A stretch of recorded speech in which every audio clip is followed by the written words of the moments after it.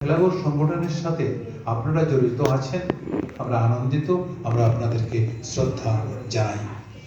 পরিশেষে একটি কথাই বলবো, আমাদের অবলম্বনে হলো, আত্মার অংশ হলো আমাদের ছেলেমেয়েরা।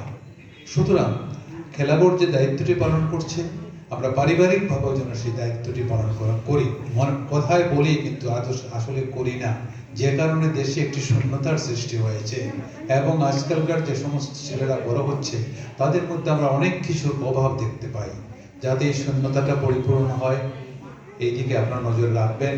আর খেলাঘরকে যদি আমরা আরো উপরের দিকে নিয়ে যেতে পারি, তাহলে যে তিনজন প্রয়াত হয়েছেন তাদের বিদেহী আত্মা শান্তি পাবে, তারা সেখানে বুঝতে পারবে যে আমাদেরকে এখনো তারা স্মরণ মনন করে এবং ছেলেদেরকে গড়ে তোলার কাজে নিয়োজিত।